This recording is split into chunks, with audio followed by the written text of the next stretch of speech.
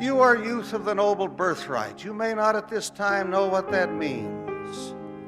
It means that behind you are great men and women who did wonderful and brave things.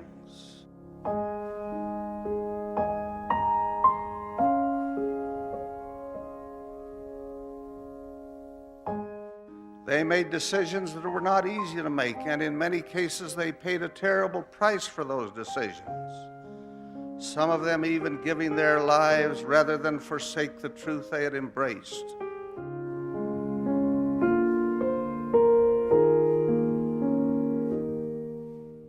I should like to tell you of three 18-year-old boys. In 1856, more than 1,000 of our people, some of them perhaps your forebears, found themselves in serious trouble while crossing the plains to this valley.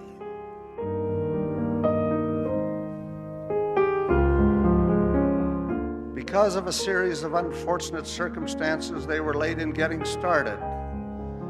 They ran into snow and bitter cold in the highlands of Wyoming. Their situation was desperate, with deaths occurring every day.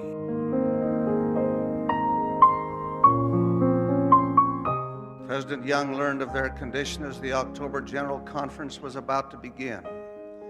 He immediately called for teams, wagons, drivers, and supplies to leave to rescue the bereft saints. When the first rescue team reached the Martin Company, there were too few wagons to carry the suffering people.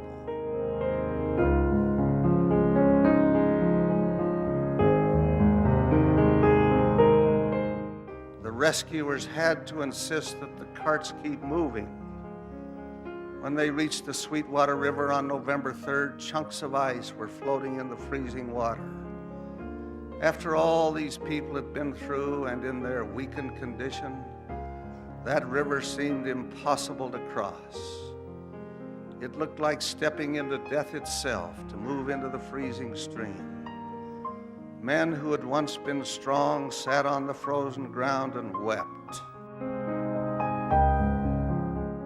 as did the women and children. Many simply could not face that ordeal.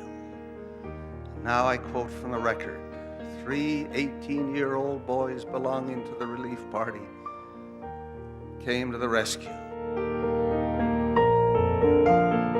To the astonishment of all who saw, they carried nearly every member of the ill-fated handcart company across the snowbound stream.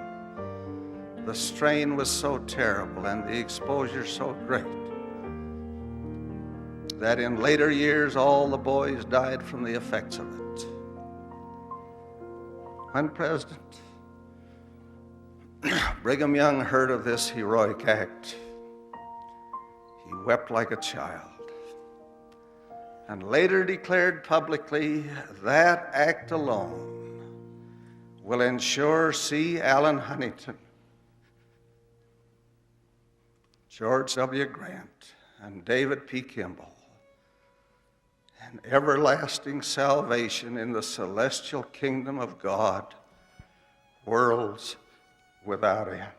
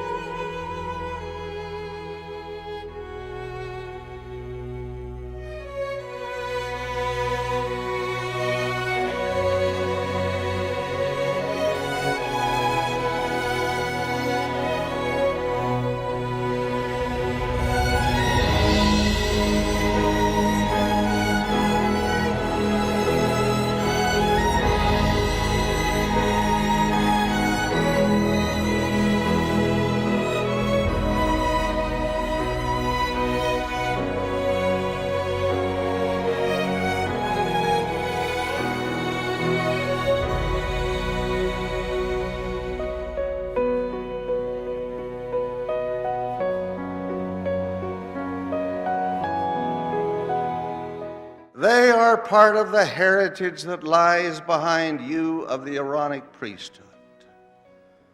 Be true, my young brethren, be true to that great inheritance, true to the faith that our parents have cherished, true to the truth for which martyrs have perished, to God's command, soul, heart, and hand, faithful and true we will ever stand.